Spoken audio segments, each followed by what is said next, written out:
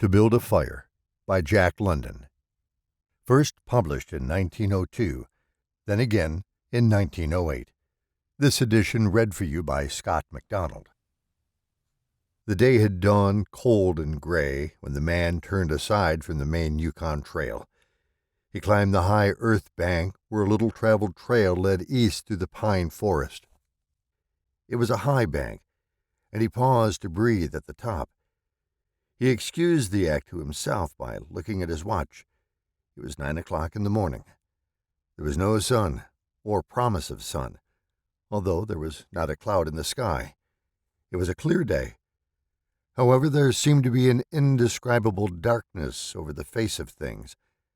That was because the sun was absent from the sky. This fact did not worry the man. He was not alarmed by the lack of sun. It had been days since he had seen the sun. The man looked along the way he had come. The Yukon lay a mile wide and hidden under 3 feet of ice.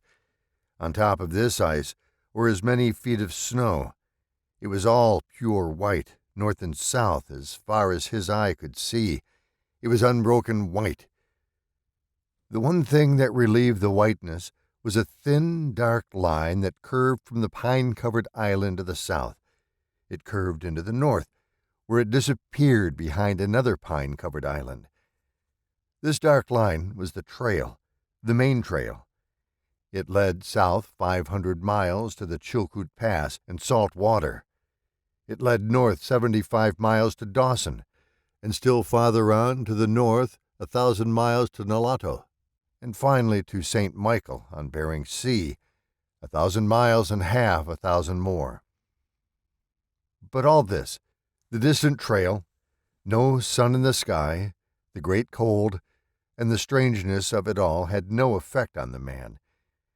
It was not because he was long familiar with it. He was a newcomer to the land, and this was his first winter. The trouble with him was that he was not able to imagine.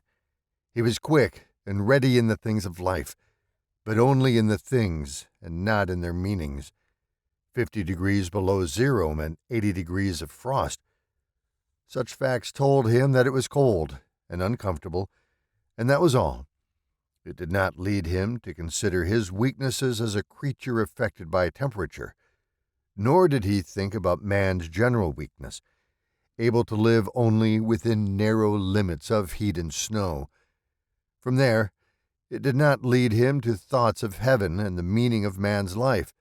50 degrees below zero meant a bite of frost that hurt, and that must be guarded against by the use of mittens, ear coverings, warm moccasins, and thick socks.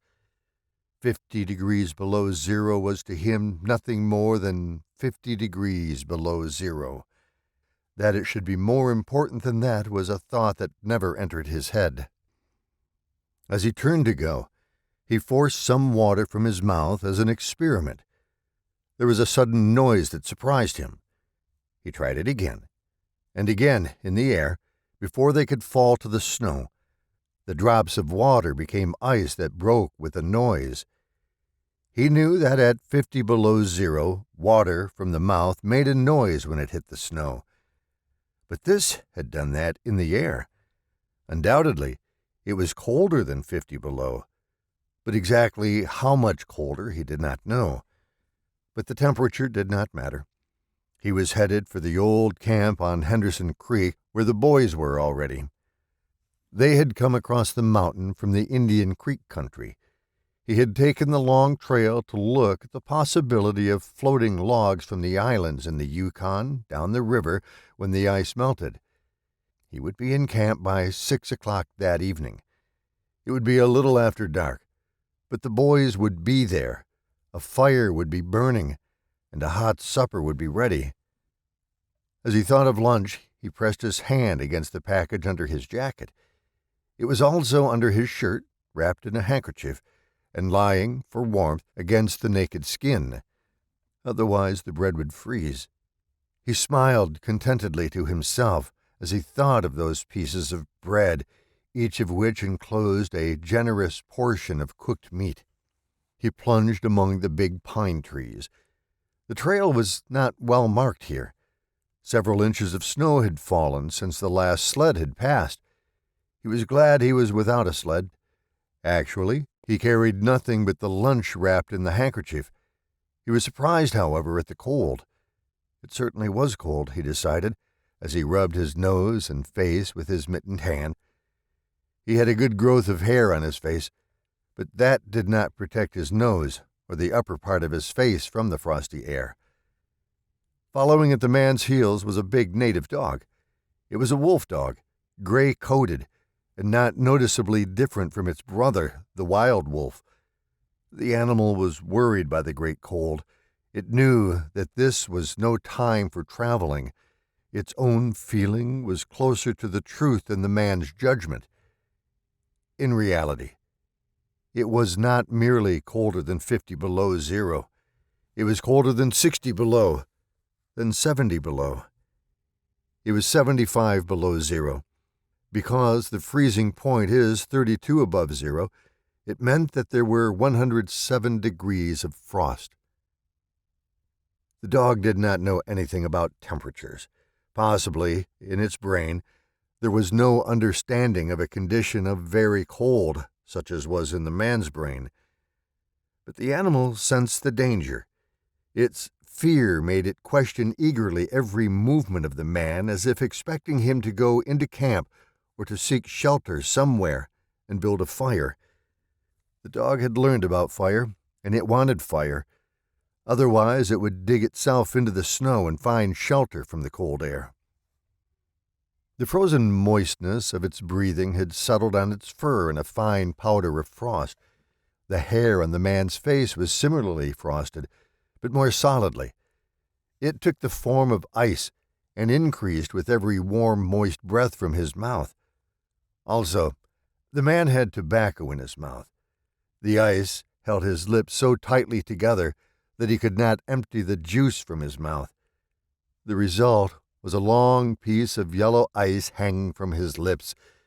If he fell down, it would break, like glass, into many pieces. He expected the ice formed by the tobacco juice, having been out twice before when it was very cold. But it had not been as cold as this, he knew. He continued through the level forest for several miles. Then he went down a bank to the frozen path of a small stream. This was Henderson Creek, and he knew he was 10 miles from where the stream divided. He looked at his watch. It was 10 o'clock. He was traveling at the rate of 4 miles an hour. Thus, he figured that he would arrive where the stream divided at 12:30. He decided he would eat his lunch when he arrived there. The dog followed again at his heels, with its tail hanging low as the man started to walk along the frozen stream.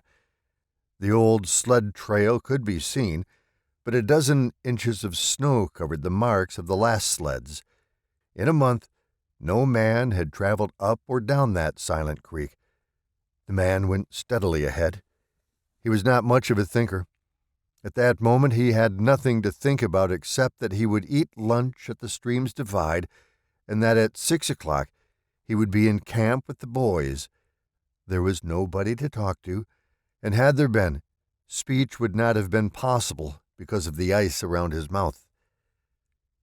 Once in a while, the thought repeated itself that it was very cold, and that he had never experienced such cold. As he walked along, he rubbed his face and nose with the back of his mittened hand. He did this without thinking, frequently changing hands. But with all his rubbing, the instant he stopped, his face and nose became numb. His face would surely be frozen. He knew that, and he was sorry that he had not worn the sort of nose guard Bud wore when it was cold. Such a guard passed across the nose and covered the entire face. But it did not matter much, he decided. What was a little frost? A bit painful, that was all. It was never serious. Empty as the man's mind was of thoughts, he was most observant. He noticed the changes in the creek, the curves and the bends, and always he noted where he placed his feet. Once, coming around a bend, he moved suddenly to the side, like a frightened horse. He curved away from the place where he had been walking and retraced his steps several feet along the trail. He knew the creek was frozen to the bottom. No creek could contain water in that winter. But he knew also that there were streams of water that came out from the hillsides and ran along under the snow and on top of the ice of the creek. He knew that even in the coldest weather, these streams were never frozen, and he also knew their danger. They hid pools of water under the snow that might be 3 inches deep or 3 feet. Sometimes a skin of ice half an inch thick covered them, and in turn was covered by the snow. Sometimes there was both water and thin ice, and when a man broke through, he could get very wet. That was why he jumped away so suddenly. He had felt the ice move under his feet. He had also heard the noise of the snow-covered ice skin breaking, and to get his feet wet in such a temperature meant trouble and danger. At the very least, it meant delay, because he would be forced to stop and build a fire. Only under its protection could he bare his feet while he dried his socks and moccasins. He stood and studied the creek bottom and its banks. He decided that the flowing stream of water came from the right side. He thought a while, rubbing his nose and face. Then he walked to the left. He stepped carefully and tested the ice at each step. Once away from the danger, he continued at his 4-mile pace. During the next 2 hours, he came to several similar dangers. Usually, the snow above the pools had a sunken appearance. However, once again he came near to falling through the ice. Once, sensing danger, he made the dog go ahead. The dog did not want to go. It hesitated until the man pushed it forward. Then it went quickly across the white, unbroken surface. Suddenly it fell through the ice, but climbed out on the other side, which was firm. It had wet its feet and legs. Almost immediately, the water on them turned to ice. The dog made quick efforts to get the ice off its legs. Then it laid down in the snow and began to bite out the ice that had formed between the toes. The animal knew enough to do this. To permit the ice to remain would mean sore feet. It did not know this. It merely obeyed the commands that arose from the deepest part of its being. But the man knew these things, having learned them from experience. He removed the mitten from his right hand and helped the dog tear out the pieces of ice. He did not bare his fingers more than a minute and was surprised to find that they were numb. It certainly was cold. He pulled on the mitten quickly and beat the hand across his breast. At 12 o'clock, the day was at its brightest, yet the sun did not appear in the sky. At 12:30, on the minute, he arrived at the divide of the creek. He was pleased at his rate of speed. If he continued, he would certainly be with the boys by 6 o'clock that evening. He unbuttoned his jacket and shirt and pulled forth his lunch. The action took no more than a quarter of a minute, yet in that brief moment, the numbness touched his bare fingers. He did not put the mitten on, but instead struck the fingers against his legs. Then he sat down on a snow-covered log to eat. The pain that followed the striking of his fingers against his legs ceased so quickly that he was frightened. He had not had time to take a bite of his lunch. He struck the fingers repeatedly and returned them to the mitten. Then he bared the other hand for the purpose of eating. He tried to take a mouthful, but the ice around his mouth prevented him. Then he knew what was wrong. He had forgotten to build a fire and warm himself. He laughed at his own foolishness. As he laughed, he noted the numbness in his bare fingers. Also, he noted that the feeling which had first come to his toes when he sat down was already passing away. He wondered whether the toes were warm or whether they were numb. He moved them inside the moccasins and decided that they were numb. He pulled the mitten on hurriedly and stood up. He was somewhat frightened. He stamped forcefully until the feeling returned to his feet. It certainly was cold, was his thought. That man from Sulphur Creek had spoken the truth when telling how cold it sometimes got in this country, and he had laughed at him at the time. That showed one must not be too sure of things. There was no mistake about it. It was cold. He walked a few steps, stamping his feet and waving his arms until reassured by the returning warmth. Then he took some matches and proceeded to make a fire. In the bushes, the high water had left a supply of sticks. From here, he got wood for his fire.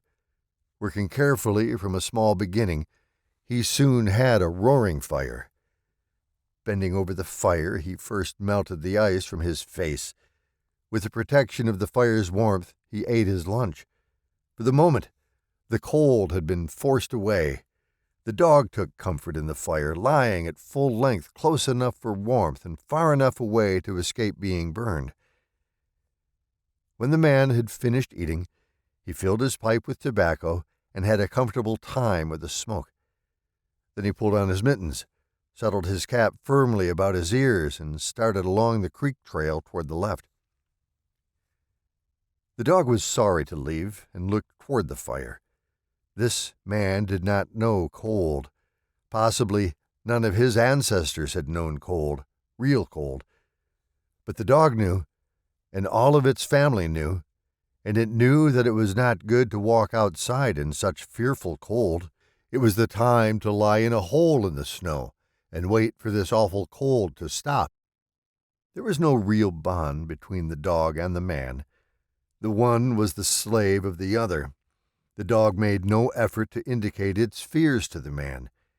It was not concerned with the well-being of the man. It was for its own sake that it looked toward the fire. But the man whistled and spoke to it with the sound of the whip in his voice. So the dog started walking close to the man's heels and followed him along the trail. The man put more tobacco in his mouth and started a new growth of yellow ice on his face. Again, his moist breath quickly powdered the hair on his face with white. He looked around him. There did not seem to be so many pools of water under the snow on the left side of Henderson Creek, and for half an hour the man saw no sign of any. And then it happened. At a place where there were no signs, the man broke through. It was not deep. He was wet to the knees before he got out of the water to the firm snow. He was angry and cursed his luck aloud. He had hoped to get into camp with the boys at 6 o'clock, and this would delay him an hour. Now he would have to build a fire and dry his moccasins and socks. This was most important at that low temperature. He knew that much. So he turned aside to the bank, which he climbed. On top, under several small pine trees, he found some firewood which had been carried there by the high water of last year. There were some sticks, but also larger branches, and some dry grasses. He threw several large branches on top of the snow. This served for a foundation and prevented the young flame from dying in the wet snow. He made a flame by touching a match to a small piece of tree bark that he took from his pocket. This burned even better than paper. Placing it on the foundation, he fed the young flame with pieces of dry grass and with the smallest dry sticks. He worked slowly and carefully, realizing his danger. Gradually, as the flame grew stronger, he increased the size of the sticks with which he fed it. He sat in the snow, pulling the sticks from the bushes under the trees and feeding them directly to the flame. He knew he must not fail. When it is 75 below zero, a man must not fail in his first attempt to build a fire. This was especially true if his feet are wet. If his feet are dry and he fails, he can run along the trail for half a mile to keep his blood moving. But the blood in wet and freezing feet cannot be kept moving by running when it is 75 degrees below. No matter how fast he runs, the wet feet will freeze even harder. All this the man knew. The old man on Sulphur Creek had told him about it, and now he was grateful for the advice. Already all feeling had gone from his feet. To build the fire he had been forced to remove his mittens, and the fingers had quickly become numb. His pace of 4 miles an hour had kept his heart pushing the blood to all parts of his body, but the instant he stopped, the action of the heart slowed down. He now received the full force of the cold. The blood of his body drew back from it. The blood was alive, like the dog. Like the dog, it wanted to hide and seek cover away from the fearful cold. As long as he walked 4 miles an hour, the blood rose to the surface. But now it sank down into the lowest depths of his body. His feet and hands were the first to feel its absence. His wet feet froze first. His bare fingers were numb, although they had not yet begun to freeze. Nose and face were already freezing, while the skin of all his body became cold as it lost its blood. But he was safe. Toes and nose and face would be only touched by the frost, because the fire was beginning to burn with strength. He was feeding it with sticks the size of his finger. In another minute, he would be able to feed it with larger branches. Then he could remove his wet moccasins and socks. While they dried, he could keep his naked feet warm by the fire, rubbing them first with snow. The fire was a success. He was safe. He remembered the advice of the old man on Sulphur Creek and smiled.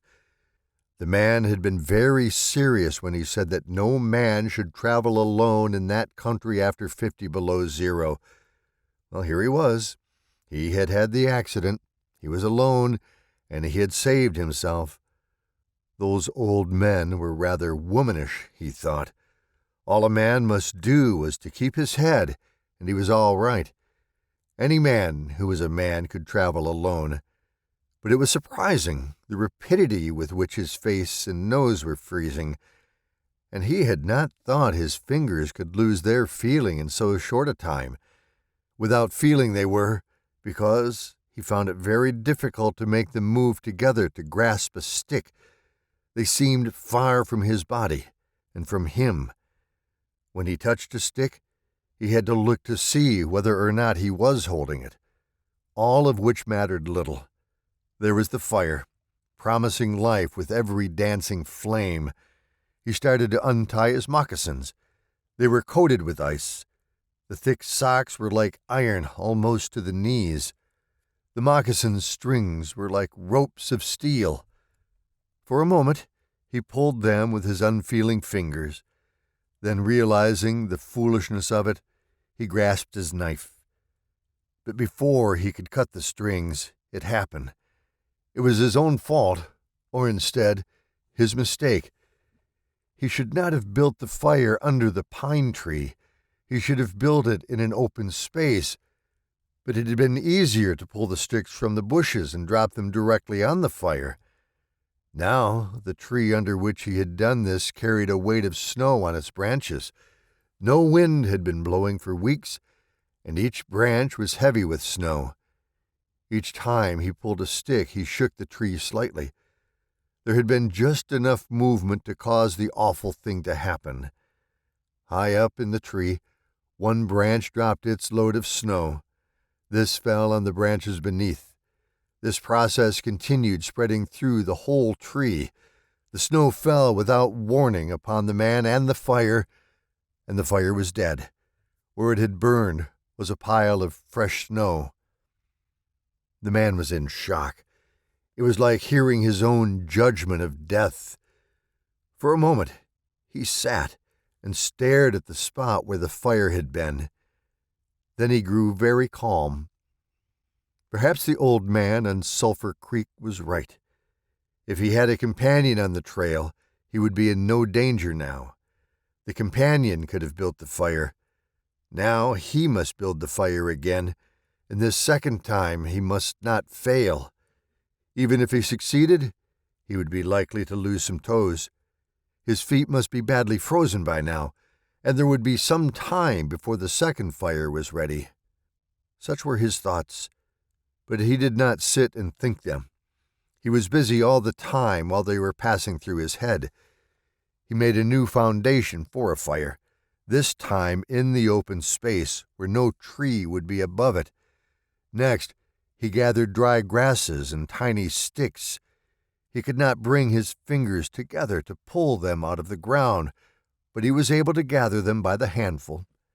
In this way, he also got many pieces that were undesirable, but it was the best he could do. He worked carefully, even collecting an armful of the larger branches to be used later when the fire gathered strength. And all the while, the dog sat and watched him. There was an anxious look in its eyes because it depended upon him as the fire provider, and the fire was slow in coming. When all was ready, the man reached in his pocket for the second piece of tree bark. He knew the bark was there, although he could not feel it with his fingers.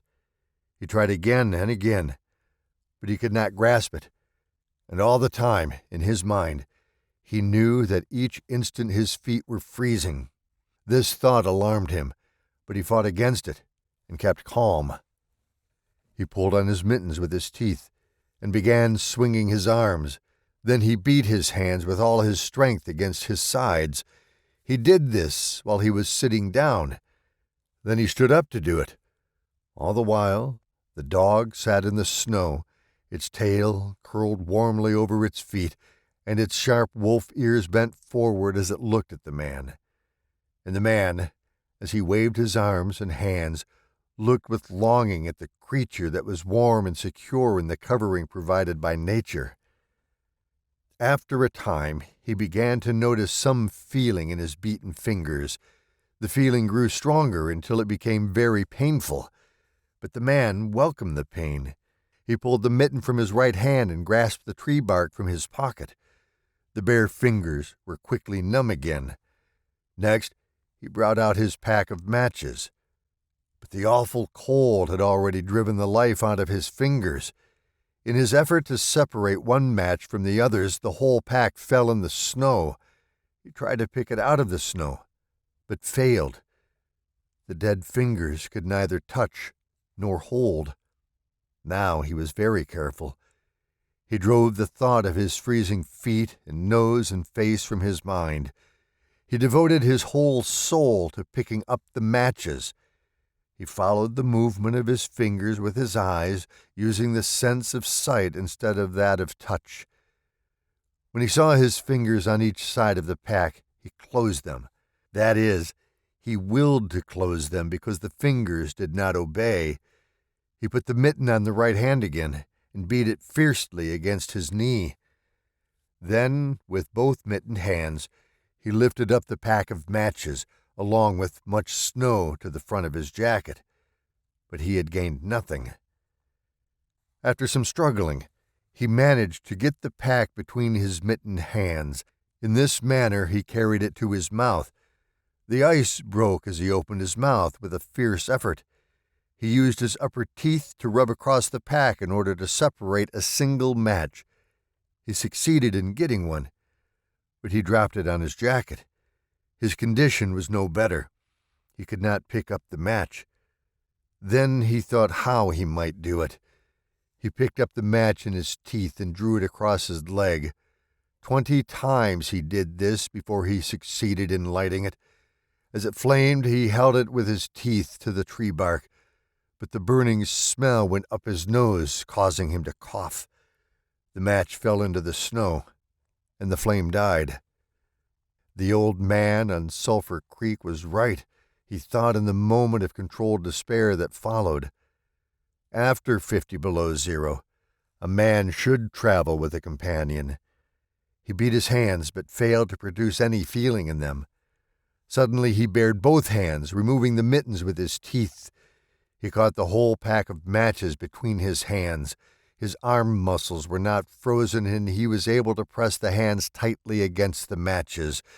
Then he drew the whole pack along his leg. It burst into flame, 70 matches at once. There was no wind to blow them out. He kept his head to one side to escape the burning smell and held the flaming pack to the tree bark. As he so held it, he noticed some feeling in his hand. His flesh was burning. He could smell it.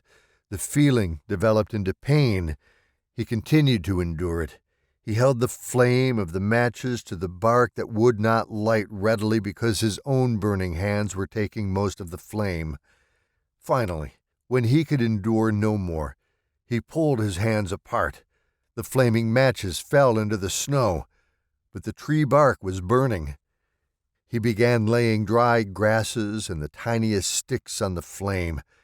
He could not choose carefully because they must be pieces that could be lifted between his hands. Small pieces of green grass stayed on the sticks, and he bit them off as well as he could with his teeth.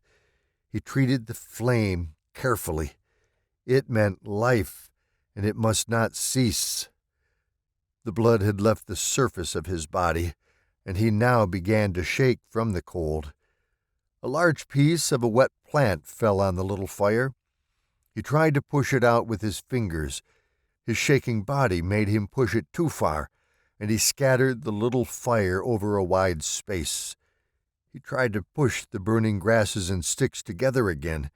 Even with the strong effort that he made, his trembling fingers would not obey, and the sticks were hopelessly scattered. Each stick smoked a little and died. The fire provider had failed. As he looked about him, his eyes noticed the dog sitting across the ruins of the fire from him. It was making uneasy movements, slightly lifting one foot and then the other. The sight of the dog put a wild idea into his head. He remembered the story of the man caught in a storm who killed an animal and sheltered himself inside the dead body and thus was saved. He would kill the dog and bury his hands in the warm body until feeling returned to them. Then he could build another fire. He spoke to the dog, calling it to him, but in his voice was a strange note of fear that frightened the animal. It had never known the man to speak in such a tone before. Something was wrong, and it sensed danger. It knew not what danger, but somewhere in its brain arose a fear of the man. It flattened its ears at the sound of the man's voice. Its uneasy movements and the liftings of its feet became more noticeable. But it would not come to the man. He got down on his hands and knees and went toward the dog. But this unusual position again excited fear, and the animal moved away. The man sat in the snow for a moment and struggled for calmness. Then he pulled on his mittens, using his teeth, and then stood on his feet. He glanced down to assure himself that he was really standing, because lack of feeling in his feet gave him no relation to the earth. His position, however, removed the fear from the dog's mind. When he commanded the dog with his usual voice, the dog obeyed and came to him. As it came within his reach, the man lost control. His arms stretched out to hold the dog, and he experienced real surprise when he discovered that his hands could not grasp. There was neither bend nor feeling in his fingers. He had forgotten for the moment that they were frozen, and that they were freezing more and more. All this happened quickly, and before the animal could escape, he encircled its body with his arms. He sat down in the snow and in this fashion held the dog while it barked and struggled. But it was all he could do, hold its body encircled in his arms and sit there. He realized that he could not kill the dog. There was no way to do it. With his frozen hands, he could neither draw nor hold his knife, nor could he grasp the dog around the throat. He freed it, and it dashed wildly away, still barking. It stopped 40 feet away and observed him curiously, with ears sharply bent forward. The man looked down at his hands to locate them, and found them hanging on the ends of his arms. He thought it was curious that it was necessary to use his eyes to discover where his hands were. He began waving his arms, beating the mittened hands against his sides. He did this for 5 minutes. His heart produced enough blood to stop his shaking, but no feeling was created in his hands. A certain fear of death came upon him. He realized that it was no longer a mere problem of freezing his fingers and toes, or of losing his hands and feet. Now it was a problem of life and death with the circumstances against him. The fear made him lose control of himself, and he turned and ran along the creek bed on the old trail. The dog joined him and followed closely behind. The man ran blindly in fear such as he had never known in his life. Slowly, as he struggled through the snow, he began to see things again: the banks of the creek, the bare trees, and the sky. The running made him feel better. He did not shake any more. Maybe if he continued to run, his feet would stop freezing. Maybe if he ran far enough, he would find the camp and the boys. Without doubt, he would lose some fingers and toes and some of his face. But the boys would take care of him and save the rest of him when he got there. And at the same time, there was another thought in his mind that said he would never get to the camp and the boys. It told him that it was too many miles away, that the freezing had too great a start, and that he would soon be dead. He pushed this thought to the back of his mind and refused to consider it. Sometimes it came forward and demanded to be heard, but he pushed it away and tried to think of other things. It seemed strange to him that he could run on feet so frozen that he could not feel them when they struck the earth and took the weight of his body. He seemed to be flying along above the surface and to have no connection with the earth. His idea of running until he arrived at the camp and the boys presented one problem. He lacked the endurance. Several times he caught himself as he was falling. Finally he dropped to the ground, unable to stop his fall. When he tried to rise, he failed. He must sit and rest, he decided. Next time, he would merely walk and keep going. As he sat and regained his breath, he noted that he was feeling warm and comfortable. He was not shaking, and it even seemed that a warm glow had come to his body. And yet when he touched his nose or face, there was no feeling. Running would not bring life to them, nor would it help his hands and feet. Then the thought came to him that the frozen portions of his body must be increasing. He tried to keep this thought out of his mind and to forget. He knew that such thoughts caused a feeling of fright in him, and he was afraid of such feelings. But the thought returned and continued until he could picture his body totally frozen. This was too much, and again he ran wildly along the trail. Once he slowed to a walk, but the thought that the feeling of his body was increasing made him run again. And all the time, the dog ran with him, at his heels.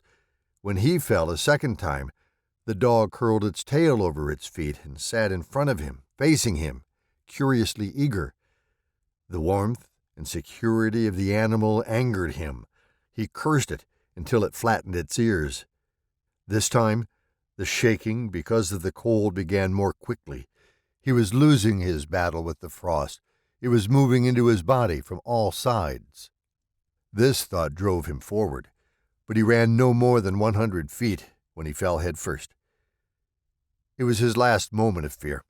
When he had recovered his breath and his control, he sat and thought about meeting death with dignity. However, the idea did not come to him in exactly this manner. His idea was that he had been acting like a fool. He had been running around like a chicken with its head cut off. He was certain to freeze in his present circumstances, and he should accept it, calmly. With this newfound peace of mind came the first sleepiness. A good idea, he thought, to sleep his way to death. Freezing was not as bad as people thought. There were many worse ways to die. He pictured the boys finding his body the next day. Suddenly he saw himself with them, coming along the trail and looking for himself. And still with them, he came around a turn in the trail and found himself lying in the snow. He did not belong with himself any more. Even then he was outside of himself, standing with the boys and looking at himself in the snow. It certainly was cold, was his thought. When he returned to the United States, he could tell the folks what real cold was. His mind went from this to the thought of the old man of Sulphur Creek. He could see him quite clearly, warm and comfortable, and smoking a pipe. "You were right, old fellow. You were right," he murmured to the old man of Sulphur Creek. Then the man dropped into what seemed to him the most comfortable and satisfying sleep he had ever known. The dog sat facing him and waiting. The brief day ended in a long evening. There were no signs of a fire to be made. Never in the dog's experience had it known a man to sit like that in the snow and make no fire.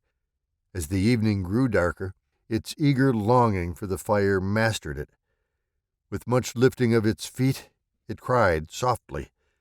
Then it flattened its ears, expecting the man's curse. But the man remained silent. Later, the dog howled loudly, and still later it moved close to the man and caught the smell of death. This made the animal back away. A little longer it delayed, howling under the stars that leaped and danced and shone brightly in the cold sky. Then it turned and ran along the trail toward the camp it knew, where there were the other food providers and fire providers. You've been listening to the Jack London story, To Build a Fire, read for you by Scott MacDonald. Thanks for taking the time to listen.